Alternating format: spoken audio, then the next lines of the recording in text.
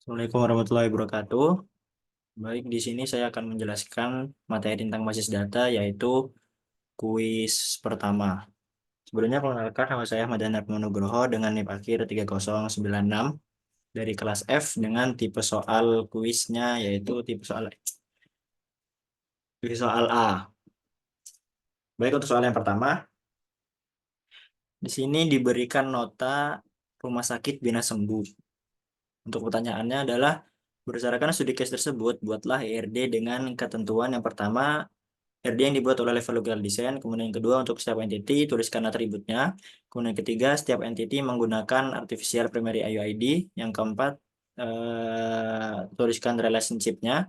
Yang kelima, optionality, cardinality, dan nama relationship-nya itu digambarkan. Kemudian yang keenam, untuk many to many harus dipecah menjadi entity persimpangan. Kemudian yang ketujuh, semua entity ada pada 3NF. Jadi untuk mencari atau membuat ERD-nya, pertama-tama kita harus menganalisis nota dari soal yang pertama ini. Pertama-tama kita harus mencari apa saja yang bisa dijadikan sebagai sebuah entity. Kita bisa lihat di sini, yaitu ada pasien. Ini bisa menjadi sebuah entity baru karena di dalam pasien ini terdapat atribut-atribut, yaitu nama pasien. Kemudian pasti yang pertama yang ada kan ada nama pasien, kemudian ada nama pasien, wali pasien, kemudian tanggal lahir pasien dan juga alamat pasiennya.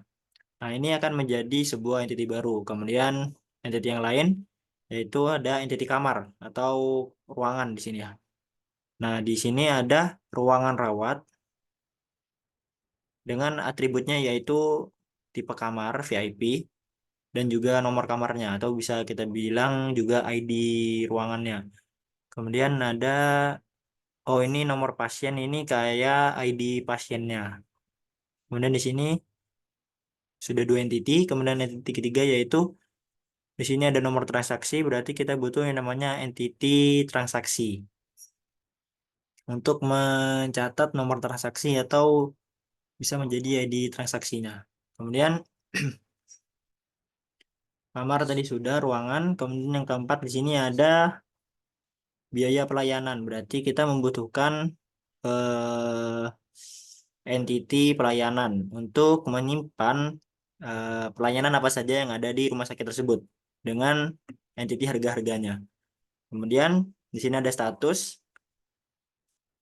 Berarti kita butuh entity status pembayaran atau ya status pembayaran untuk menentukan di nota ini itu status pembayaran itu seperti apa. Bisa lunas, bisa juga nyicil atau dan lain-lain.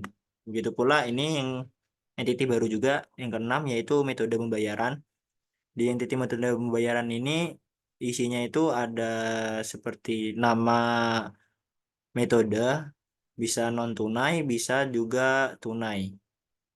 Itu. Kemudian di sini ada administratornya, berarti kita juga butuh entity yang lain, yaitu entity admin untuk menyimpan data administrator yang bertanggung jawab di setiap pelayanan. Kita sudah menemukan 7. Nah, di sini ada 1, 2, 3, 4, 5, 6, 7. Nah, untuk transaksi layanan ini tuh adalah entity persimpangan dari tabel transaksi dan layanan. Karena tabel entity transaksi dan layanan itu hubungannya adalah many to many. Jadi satu layanan itu bisa tercatat di beberapa transaksi, dan juga satu transaksi itu bisa mencatat banyak layanan gitu. Jadi hubungannya many to many. Nah, karena hubungan many to many, kita harus menormalisasi atau menambahkan data persimpangan untuk menghubungkan antara transaksi dengan layanan. Jadi nama entitinya adalah transaksi layanan. Nah, di transaksi layanan ini akan mencatat ID transaksi dan juga ID layanan. Untuk hubungan antara admin dan transaksi, admin itu one to many kepada transaksi. Kenapa? Karena satu admin itu bisa mencat ya satu admin itu bisa mencatat banyak transaksi, tapi satu transaksi hanya bisa dipertanggungjawabkan oleh satu admin. Itu untuk atribut di admin ada ID admin dan juga nama admin karena it- yang ditampilkan di nota itu hanya namanya saja. Jadi kita di RD-nya hanya butuh nama adminnya saja. Untuk kamar, di kamar itu hubungan antara kamar dan transaksi. Kamar itu one dan transaksi itu many karena sama seperti admin. Jadi satu kamar itu bisa tercatat di banyak transaksi, tapi satu transaksi hanya bisa mencatat satu kamar. Jadi ketika pasien itu memesan dua kamar, maka berarti dia melakukan lebih dari satu transaksi. Nah, untuk atribut kamarnya tersendiri itu ada ID kamar, kemudian tipe kamar seperti di nota tadi, tipe kamarnya VIP, kemudian harga inap per hari. Di sini ada harga harga di sini itu kan harga inap satu harinya. Hmm. Kemudian pasien. Nah, di entity pasien itu hubungannya one to many dengan transaksi. Karena seperti kamar, satu pasien itu bisa melakukan lebih dari satu transaksi. Nah, tapi satu transaksi itu hanya bisa dilakukan oleh satu pasien. Nah, untuk atribut pasien sendiri, kita bisa lihat di notanya. Yang pertama pasti ada ID pasien atau kalau di notanya ini ada nomor pasien. Kemudian ada nama pasiennya, kemudian ada wali, tanggal lahir pasien, dan juga alamat pasien.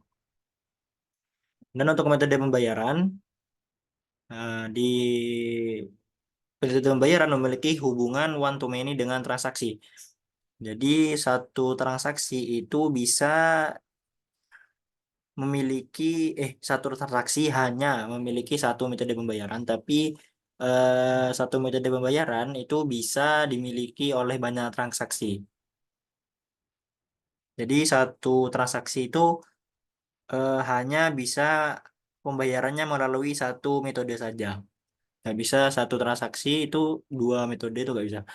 Kemudian selanjutnya ada status pembayaran. Di status pembayaran itu juga sama seperti metode pembayaran. Satu transaksi hanya memiliki satu status pembayaran, tapi satu status pembayaran itu bisa dimiliki oleh banyak transaksi. Nah, contoh status pembayaran itu seperti lunas atau tidak lunas atau mencicil dan lain-lain. Begitu. Kemudian untuk atribut transaksi, di sini ada ID transaksi. Kemudian tanggal transaksi. Nah, tanggal transaksi ini kalau di notanya itu ada di oh,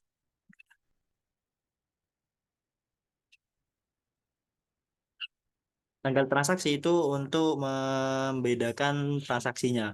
Jadi agar historinya itu bisa tercatat dengan rapi. Kemudian untuk durasi menginap itu di notanya itu di sini di quantity dibagi biaya kamar. Nah, di sini akan tercatat di bagian transaksi. Kemudian jumlah ini juga nanti akan tercatat di bagian transaksi gitu. Kemudian selanjutnya soal nomor 2 di sini ditunjukkan ada dua tabel yaitu tabel anggaran dan juga tabel penanggung jawab. Untuk pertanyaannya di sini yang pertama adalah apakah tabel tersebut atau kedua tabel tersebut sudah ideal jika ditinjau dengan konsep normalisasi basis data? Jawablah dengan menggunakan pecahan tabel seperti contoh. Nah, untuk jawabannya tabel ini tuh belum sesuai dengan konsep normalisasi. Karena apa? Karena terdapat multi value. Di sini ada provinsi, Bali, Jawa Timur, DKI Jakarta. Kemudian di tabel penanggung jawab juga ada wilayah. Nah, untuk program juga, program ini dua kali ya. Ada program di sini, kemudian di sini. Ini multi value.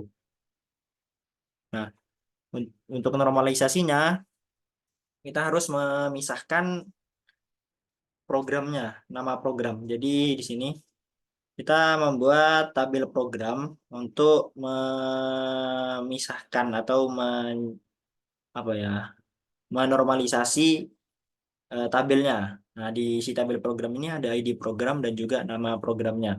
Nah, untuk yang lain seperti di tabel penanggung jawab. Nah, di tabel penanggung jawab ini tidak perlu ada program lagi dan juga wilayah karena program dan wilayah ini nanti akan masuk ke tabel anggaran. Karena satu program itu hanya bisa memiliki satu wilayah. Nah, kemudian jadi tabel penanggung jawab dan juga tabel program itu akan memiliki foreign key di tabel anggaran.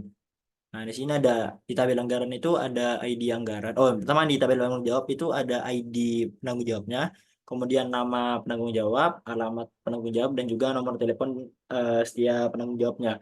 Di tabel anggaran itu ada ID anggaran, kemudian anggaran programnya, kemudian di sini adalah foreign key dari ID programnya. Jadi kita tidak perlu menulis nama program lagi, hanya ID programnya saja. Kemudian untuk tahun kita menulis lagi. Nah, untuk provinsi karena setiap anggaran program itu berbeda-beda provinsinya. Jadi kita tulis provinsi itu di tabel anggaran, bukan di tabel program. Karena satu program itu bisa terjadi atau bisa berada di banyak wilayah. Nah, jadi provinsinya itu kita tulis di tabel anggaran. Kemudian untuk penanggung jawabnya, kita hanya menuliskan ID penanggung jawabnya saja. Jadi tidak perlu atribut-atribut pelengkapnya karena sudah ada di tabel penanggung jawab agar tidak terjadi multi value. Itu. Kemudian untuk soal yang kedua, buatlah ERD dari tabel yang telah dinormalisasikan dan jelaskan kardinalitasnya dari relationship yang ada telah buat. Nah, untuk ERD-nya itu seperti ini. Nah, jadi penanggung jawab dengan anggaran itu hubungan kardinalitasnya adalah one to many karena eh, satu penanggung jawab itu bisa bertanggung jawab atas banyak anggaran. Tapi satu program anggaran itu hanya bisa dipertanggungjawabkan oleh satu penanggung jawab seperti soalnya tadi. Jadi di sini satu penanggung jawab satu program akan dilaksanakan ini. Memiliki lebih dari satu penanggung jawab dengan catatan satu penanggung jawab untuk satu provinsi. Nah, karena satu program itu ada di satu provinsi, berarti otomatis satu program itu hanya boleh dipertanggungjawabkan oleh satu penanggung jawab. Jadi sini karena di anggaran itu ada satu provinsi dan satu provinsi itu hanya boleh dipertanggungjawabkan oleh satu penanggung jawab, maka setiap setiap anggaran itu hanya boleh dipertanggungjawabkan oleh satu penanggung jawab. Gitu. Kemudian untuk program dengan anggaran itu hubungannya adalah one to many. Jadi satu program, satu nama program itu bisa dibiayai oleh banyak anggaran. Jadi misal contoh di datanya, nah di sini ada dua program yang sama yaitu P1 itu program makan gratis. Nah di program makan gratis itu ada dua kali pembiayaan atau dua kali penganggaran. Yang pertama di tahun 2024 dan juga kemudian 2025 dengan IDPJ yang berbeda. Nah, di sini menunjukkan bahwasannya satu ID program atau satu nama program itu bisa terbiayai lebih dari satu anggaran. Namun, sekali anggaran itu hanya boleh membiayai satu program. Nah, jadi setiap anggaran itu hanya ada satu program. Atau misal di sini di ID anggaran satu, anggaran programnya adalah 5M. Nah, di sini itu hanya ada satu programnya yang tertulis atau yang tercatat. Nah, jika ingin menulis program lain, berarti anggaran programnya juga berbeda. Walaupun tahunnya sama, tapi anggarannya berbeda karena provisinya juga berbeda. Contoh di sini tahunnya tetap 2024, tapi ID programnya berbeda, maka anggaran programnya juga berbeda. Untuk IDPJ, penanggung jawabnya itu bisa sama di setiap programnya, namun satu provinsi itu hanya boleh dipertanggungjawabkan oleh satu penanggung jawab yang berbeda-beda. Gitu. Baik, sekian dari saya. Assalamualaikum warahmatullahi wabarakatuh.